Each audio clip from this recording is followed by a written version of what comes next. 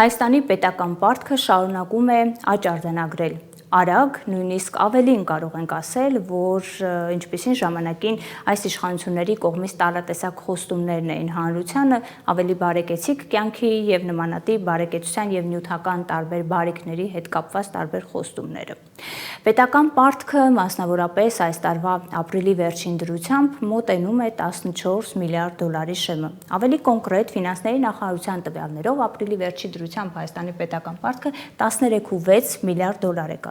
Ընդ որում այս պարտքի ընդհանուր ուրեմն ցուցանիշի ներքո կառավարությանը բաժին է ընկնում պարտքի գրեթե 96%-ը եւ կենտրոնական բանկին չնչին մոտավորապես 4%-ն է բաժին ընկնում։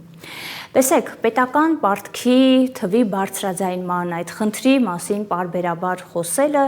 որևէ կերպ ինքնանպատակ չէ եւ առավել եւս ոչ էլ պարզապես վիճակագրության ընթերցում։ Բանն այն է, որ բացի մակրոտնտեսական կարևոր ցուցանիշ լինելուց, բացի հանգամանքից, որ դա նաեւ տնտեսության իրական իրողությունների վերաբերյալ բավական բնութագրական ցուցանիշ է, սա նաեւ հանրության համար որպես թեկուզ եւ անուղղակի այդ բեռի սպասարկող հանրության ներկայի եւ ապագայի հետ կապված որոշակի խնդիր է, այդ թվում նաեւ բազմաթիվ ռիսկերով եւ գործոններով։ Պետական պարտքի հետ կապված ընդհանրապես պարտքի ուսումնասիրությունը եւ վերլուծությունը ենթադրում է տարատեսակ գործոնների ուսումնասիրում, դրանց նկատմամբ ուշադրություն, այդ թվում օբյեկտիվ գործոնների, որոնք նաեւ որոշակի ռիսկեր են պարունակում եւ որոնք են դրանք։ Նորից եթե ուշադրություն դարձնենք ֆինանսների նախարարության տվյալներին, կտեսնենք, որ ապրիլի վերջի դրությամբ Հայաստանի պետական պարտքի մեծ մասը, առնվազն գերազանցող մասը բաժին է ընկնում արտաքին, ուրեմն փոխառություններին, արտաքին միջոցներին, խոսքը 7 միլիարդ դոլարի մասին է։ 6.5 միլիարդը ներքին միջոցներից ներգրաված, ներքին աղբյուրներից ներգրաված միջոցներն են։ Ընդհանուր առմամբ սա հատկանշական պատկեր է, հատկանշական ցուցանիշ է, կհիշեք ընդամենը ամիսներ առաջ իշխանությունների տարբեր ներկայացուցիչներ պետական պարտքի բարձրաձայնման, թվի ավելացման ահազանգերին ի պատասխան շատ հաճախ նշում էին, որ փոխարենը օրինակ պարտքի մասնաբաժնում ավելացել է ներքին պարտքի կշիռը, փոքրացել արտաքին պարտքի միջոցները, դա որպես այսպես շահարկման առարկա են ներկայացնում։ Իրականում մենք եւս բազմիցս դրան անդրադարձել ենք, առիթ ունեցել ենք, խոսել ենք, կարևոր է եւ լավ է, որ պարտքի ընդհանուր կշռում ներքին պարտքի մասնաբաժինն ավելանում է։ Կարևոր է, որովհետեւ օրինակ դրանով արտարժույթի փոխարժեքների տատանման այդպես ռիսկն է կրճատվում։ Կարևոր է, որովհետեւ ի վերջո այդ գումարները, վերադարձվող գումարները գոնե օրինակելի պարագայում ենթադրվում են, որ կմնան տնտեսությունում, կստեղծվեն բարիքներ եւ այլն, բայց իշխանությունը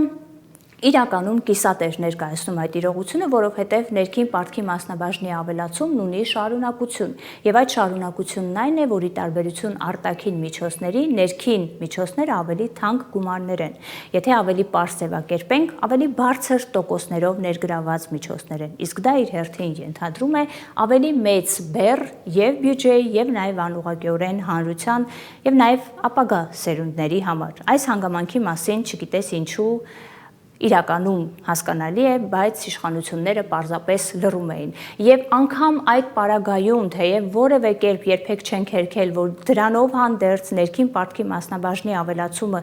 դրական որոշակի փոփոխություն է, այսօր փաստորեն այդ հանգամանքը եւս չկա, քանի որ արտաքին պարտքը կրկին սկսել է գերազանցել ներքին պարտքին։ Մյուս գործոնը, որը պարտքի վերլուծության ժամանակ պետք է խոսվի, դա գուցե պարտքը նա հարաբերակցությունն է, որը կրկին ներկայացվում է, շահարկվում է, որ դա կառավարելի տիրույթում է, բայց այդ մասին եւս շատ խոսել ենք, պարզապես արագ ներկայացնենք, որ այդտեղ համախառն ներքին արդյունքի հիմքերն են խարխուլ, որովհետեւ այսօրվա տնտեսական աճը կայուն հեռանկարային աճի տեսանկյունից որևէ կերպ լավատեսական, ուրեմն լավատեսություն չի ենթադրում, դրա իրավունքը չի տալիս, եւ մյուս կողմից պարտքը նա հարաբերակցության ցուցանիշի լավարկումը առավելապես պայմանավորված է դրամի փոխարժեքի նկատմամբ արժեվորված իրավիճակով։ Այդ իրավիճակի փոփոխության պարագայում այդ ցուցանիշը եւս կվատթարանա։ Գործոն է նաև, որ պետությունների կողմից պարտքի ներգրավումը օրինաչափ է, հատկապես եթե կան խնդիրներ եւ այդ խնդիրները պետք է լուծվեն։ Իհարկե դա օրինաչափ է, դա պետք է ֆիքսել, բայց շատ կարևոր է, որ այդ ներգրավող միջոցները իհարկե մի կողմից օգտագործվեն արդյունավետ, սակայն մյուս կողմից եւ ամենակարևորը, որ այդ միջոցները ապահովեն կայուն եւ հեռանկարային աճեր։ Մի կողմից սպասարկելու, ապահովելու հետագայում նույն այդ պարտքի սպասարկումը իրականացնելու անցնցում եւ իհարկե նաեւ հասարակության կարիքները պատշաճ հոգալու միաժամանակ։ Այս իմաստով մենք կրկին որևէ դրական հիմքեր չունենք, որովհետև ինչ է տեղի ունենում մեզ մոտ։ Մեզ մոտ նոր միջոցները ներգրավում են նախկին պարտքերը մարելու համար, բայց շատ կարևոր հանգամանք, նոր միջոցները ներգրավում են ավելի բարձր տոկոսներով, նորից գալիս ենք նույն եզրակացության, փաստորեն պետական բյուջեի եւ նաեւ հանրության հասարակության համար ել ավելի բարձր սպասարկման բեռ ըստ էության թողներով եւ ժառանգելով։ Եթե փորձենք այդ թվում նաև ամփոփել արտաքին պարտքի եւ առհասարակ պետական պարտքի ավելացման խնդիրը անկախ իր քննարկման հնարավոր տարատեսակ գործոններից, թե օբյեկտիվ եւ թե սուբյեկտիվ, մի կարևոր հանգամանք է եւ այդ հանգամանքը վերաբերում է նրան, որ դա պարտքային բեռ է, հասարակության պարտքային բեռը ներկայի եւ ապագայի։ Սա կարևոր հանգամանք է եւ այս պարագայում պետք է պարզապես հիշել, որ բացի պետական պարտքի եւ այդ նույն պարտքային բեռի ավելացումից, այս իրողությունը զուգորդվում է գնաճի չընդհատվող ալիքի, սոցիալ-տնտեսական անընդհատ աճող լարվածության, գործազրկության աճի,